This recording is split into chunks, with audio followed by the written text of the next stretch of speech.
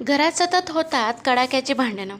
या गोष्टी जोडीदाराला समजून घेण्यात ठरतील तुम्हाला फायदेशीर.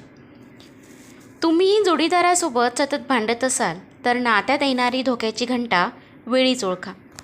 कारण काही जोडपी अशी असतात की जी एकमेकांशिवाय राहू शकत नाही, तर काही एकमेकांसोबत राहू शकत नाही आणि काही एकमेकांशिवाय राहू शकत नाही, कारण त्यांचे कधीच पटत नाही.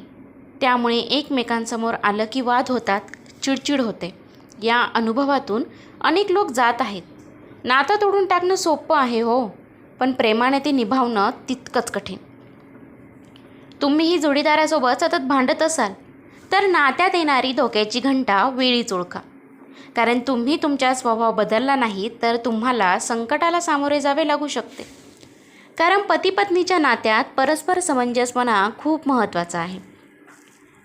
तुम्ही तुमचे नाते टिकवून ठेवण्यासाठी मी आज व्हिडिओमध्ये ज्या काही टिप्स सांगणार आहे त्या फॉलो करू शकता.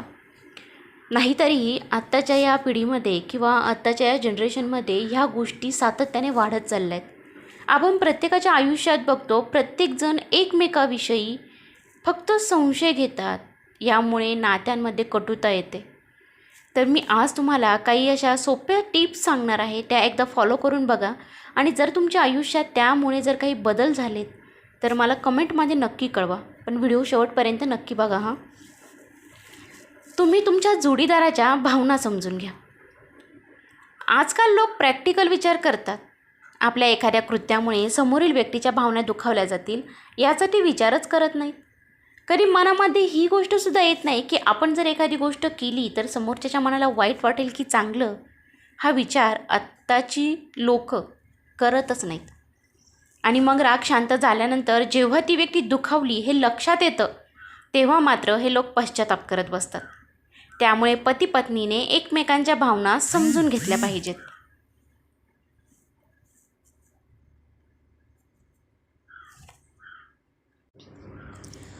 जोडीदाराचे ऐकून घ्या.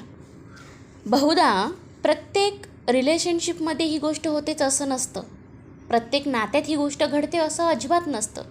पण ज्या लोकांचं एकमेकांशी पटत नाही त्या लोकांमध्ये काही जोडपे, काही व्यक्ती अशा असतात की त्या जोडीदाराचं कोणतीच गोष्ट अशी ऐकून घेत नाहीत. आणि जर आपण आपल्या जोडीदाराची जर एखादी गोष्ट जर सांगत असेल किंवा काही बोलत असेल आणि आपण जर ती ऐकली नाही तर त्यामुळे समोरच्या व्यक्तीला, आपल्या जोडीदाराला राग येऊ शकतो किंवा वाईट वाटू शकतं. आणि ह्याच गोष्टींमुळे आपल्या नात्यामध्ये कटुता येऊ शकते. अनेक वेळा तुम्ही जोडीदाराला दुय्यम दर्जा देता. विशेषतः पुरुष स्त्रियांना काही कळत नाही हा विचार करून त्यांचे मत विचारात घेत नाहीत. मात्र तुम्ही असे करू नका. तुम्ही तुमच्या जोडीदाराचे म्हणणे ऐकून घ्या.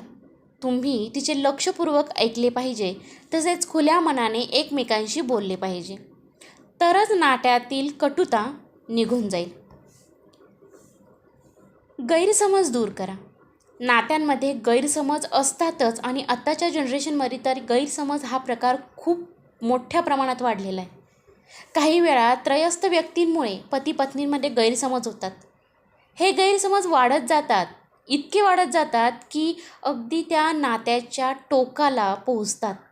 पण या गोष्टी बोलून दूर न केल्यास हे गैरसमज दोघांमध्ये अंतर निर्माण करतात.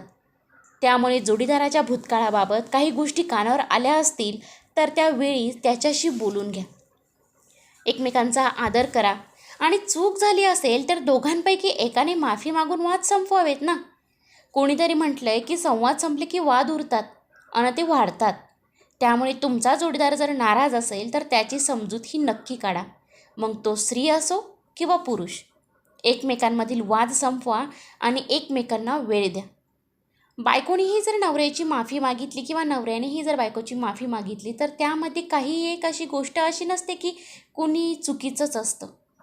आपण आपल्या जोडीदाराची माफी मागतो, आपण त्याच्याशी आयुष्य काढणार असतो, तर चूक झाल्यानंतर माफी मागण्यात काय हरकत.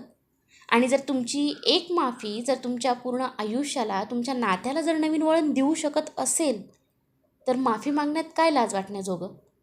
आणि अजून एक असा उपाय आहे की जोडीदाराशी प्रामाणिक राहा. तुमचा जोडीदार कितीही तुमच्यावर प्रेम करत असेल पण दुसरीकडे मात्र तो विश्वासघात करत असेल तर तुमचं नातं कधीच टिकणार नाही. कारण पती किंवा पत्नी फसवणूक, विश्वासघात कधीही सहन करू शकत नाही.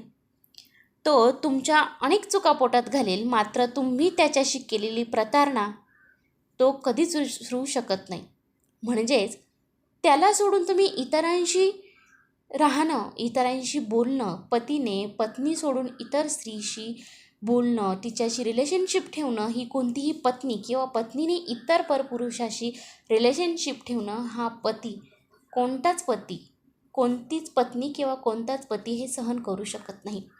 तर तुम्ही माझ्या व्हिडिओच्या ह्या काही ज्या टिप्स आहेत यावरती जर तुम्ही सहमत असाल, तुम्हाला जर या गोष्टी आवडल्या असतील आणि तुम्ही जर नक्की फॉलो करा आणि जर फॉलो केल्यानंतर जर तुम्हाला काही अनुभव आले तर मला कमेंटमध्ये नक्की सांगा. व्हिडिओला लाईक करा, शेअर करा आणि अशा महत्त्वपूर्ण आयुष्यातील जबाबदाऱ्यांच्या, काही उपायांच्या, आपल्या आयुष्यात येणाऱ्या अडचणींवरती ज्या मात करण्याचे जे काही उपाय असतात ते मी तुम्हाला नक्की सांगण्याचा प्रयत्न करेन. माझ्या चॅनलला सबस्क्राईब करा. धन्यवाद.